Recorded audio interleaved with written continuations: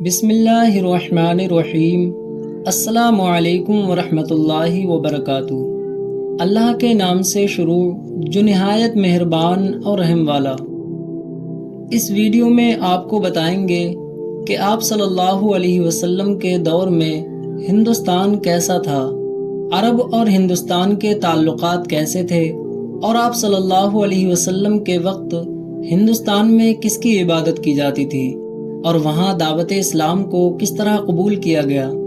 اس کے ساتھ ساتھ یہ بھی بتائیں گے کہ ہندوستان کی کون کون سی چیزوں کی عرب میں تجارت کی جاتی تھی، اور آپ صلی اللہ علیہ وسلم نے ہند کی کن کن چیزوں کو پسند فرمایا اور ان کے استعمال کرنے کا ذکر فرمایا۔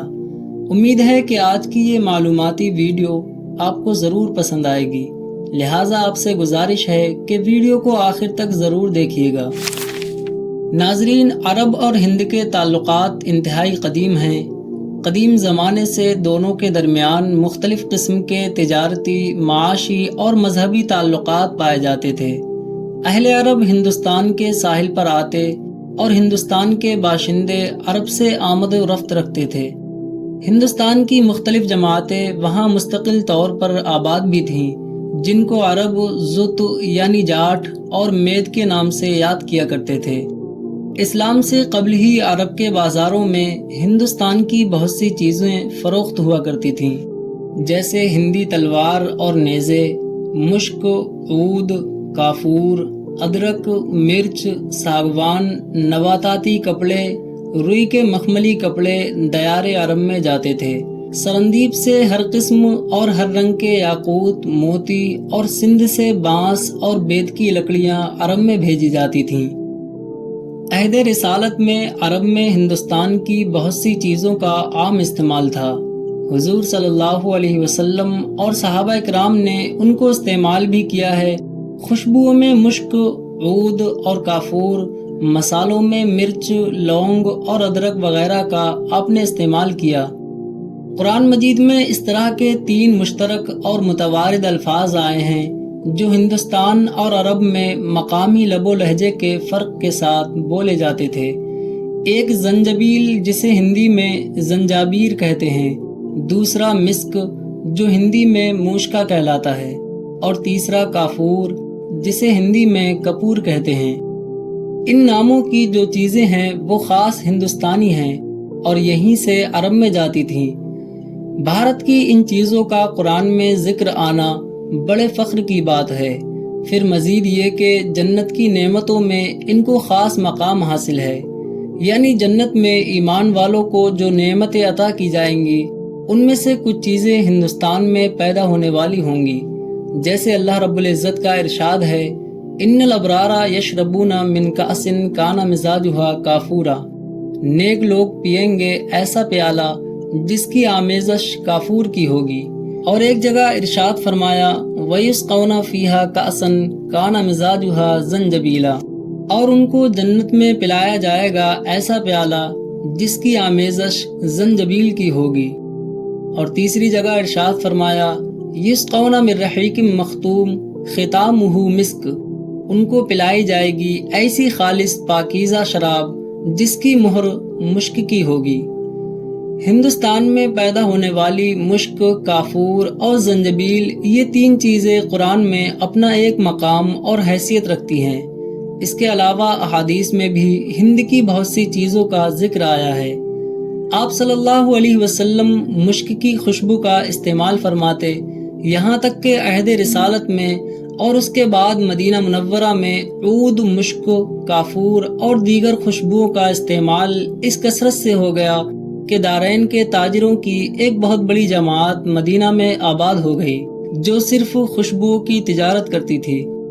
دارین ہندوستانی مشک کی خصوصی منڈی تھا، یہاں تک کہ اس کی نسبت سے مشک کو صرف داری کہتے تھے۔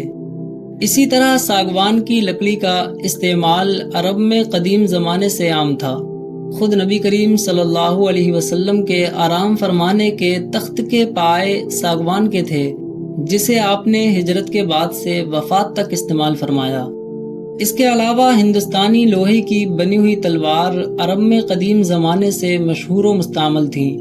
ہندی تلوار کی طرح خطی نیزے بھی قدیم زمانے سے عرب میں مشہور و مستعمل رہے ہیں۔ یوں تو پورے عرب میں ہندوستان کی چیزیں فروخت ہوا کرتی تھیں، لیکن ان کی چند خاص منڈیاں بھی تھیں جہاں یہ ساری چیزیں بھاری مقدار میں رہا کرتی تھیں۔ گویا یہ ہندوستانی اشیاء کے گودام تھے، جیسے ابلا، سہار، جار اور عدن وغیرہ، جہاں عرب کے ساحلی شہروں کے علاقوں سے بلکہ ہندوستان اور چین تک سے تجارتی جہاز اور کشتیاں لنگر انداز ہوتی تھیں۔ حضر موت کے مشرق میں قدیم زمانے سے گرم مسالوں اور خوشبوؤں کی منڈی ہے، اور آج بھی یہاں پر ہندوستان سے مال بھیجا جاتا ہے۔ رسول اللہ صلی اللہ علیہ وسلم اور صحابہ اکرام ہندوستان کے لوگوں اور یہاں کی چیزوں سے اچھی طرح واقف تھے، اور متعدد مواقع پر آپ صلی اللہ علیہ وسلم کی زبان مبارک پر ہندوستان کا ذکر آیا ہے۔ امام سیوطی اور امام طبری وغیرہ نے حضرت عبداللہ بن عباس رضی اللہ تعالیٰ عنہ سے یہ روایت نقل کی ہے کہ حضرت آدم علیہ السلام سب سے پہلے سرزمین ہند میں اتارے گئے۔ حضرت ابن عباس سے ایک دوسری روایت منقول ہے کہ نبی کریم صلی اللہ علیہ وسلم نے ارشاد فرمایا کہ حضرت آدم پہلے مکہ میں بیت اللہ کی جگہ پر اتارے گئے، پھر یہاں سے ہندوستان گئے۔ ابتدا میں عرب اور ہندوستان کی مذہبی نوعیت یہی تھی، مگر بعد میں دونوں قوموں میں بت پرستی کا رواج عام ہو گیا اور بت پرست قوموں میں شامل ہو گئے۔ دنیا کی بت پرست قوموں کے 7 بڑے بت خانے تھے جو 7 سیارہ کے نام سے جانے جاتے تھے۔ ان کی تفصیل کچھ اس طرح بیان کی ہے کہ مکہ میں کعبہ زحل ستارے کا ہیکل مان لیا گیا تھا۔ ہیکل اصفہان یہ مجوس کا آتش کدہ تھا۔ ہندوستان میں سومنات، بلخ میں نوبہار، صنعاء یمن میں زہرہ ستارے کے نام کا بیت غمدان، فرغانہ میں آفتاب کا ہیکل، چین کا ہیکل، انہیں 7 سیارہ کے نام سے جانا جاتا تھا۔ عہد رسالت میں جب اسلام کی دعوت عام ہوئی اور اطراف و جوانب میں پھیلی تو عربوں کی طرح غیر عربوں میں بھی اس کی تبلیغ ہوئی، اور ایرانیوں، رومیوں، حبشیوں کی طرح ہندوستانیوں کو بھی اس نعمت سے حصہ ملا، اور یمن، بحرین اور نجد وغیرہ میں رہنے والے ہندوستانی باشندوں نے بھی اسلام قبول کیا۔ ہندوستانیوں میں کچھ ایسے بھی تھے جنہوں نے دعوت اسلام پر لبیک نہیں کہا، بلکہ وہ یہود و نصارہ اور مجوسیوں کی طرح اپنے آبائی دین پر قائم رہے، اور ان کے ساتھ وہی معاملہ کیا گیا جو دوسرے غیر مسلموں کے ساتھ کیا گیا۔ البتہ مکہ سے مدینہ ہجرت کے بعد جب کفار و مشرکین سے باقاعدہ جنگ شروع ہوئی اور مسلمان کھل کر دعوت اسلام کو عام کرنے لگے تو دور و دراز ممالک میں آپ صلی اللہ تعالیٰ علیہ وسلم کا چرچا ہو گیا۔ اس کے بعد ہی ہندوستان کے بعض مذہبی طبقوں نے حضور کی خدمت میں اپنا وفد بھیجا، اور بعض راجہ مہاراجاؤں نے آپ کی خدمت میں ہدیے بھیجے۔ ہندوستان کے ایک راجہ نے حضور صلی اللہ علیہ وسلم کی خدمت میں زنجبیل کا ہدیہ بھیجا، جسے آپ نے خود بھی تناول فرمایا اور صحابہ اکرام کو بھی کھلایا۔ ان روایات اور واقعات سے معلوم ہوتا ہے کہ عہد رسالت میں ہندوستان جانا پہچانا ملک تھا، بلکہ اس سے بڑھ کر اہم روایت یہ ہے کہ آپ صلی اللہ علیہ وسلم نے ہندوستان میں جہاد کرنے کی پیشن گوئی فرماتے ہوئے اس میں شریک ہونے والوں کو نار جہنم سے محفوظ ہونے کی بشارت بھی دی ہے۔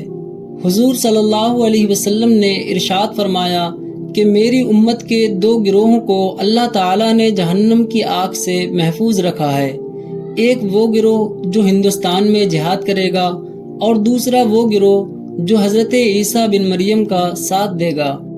اسی بشارت نبوی پر حضرت ابو ہریرہ رضی اللہ تعالیٰ عنہ نے ہندوستان کے جہاد میں شرکت کی آرزو کی، چنانچہ حضرت ابو ہریرہ سے روایت ہے کہ رسول اللہ صلی اللہ علیہ وسلم نے ہم سے غزوہ ہند کا وعدہ فرمایا ہے، اگر میں اس میں شریک ہو سکا تو اپنی جان و مال قربان کر دوں گا، اور اگر مارا گیا تو بہترین شہید ہوں گا، اور اگر زندہ واپس ہوا تو میں نار جہنم سے آزاد ابو ہریرہ ہوں گا۔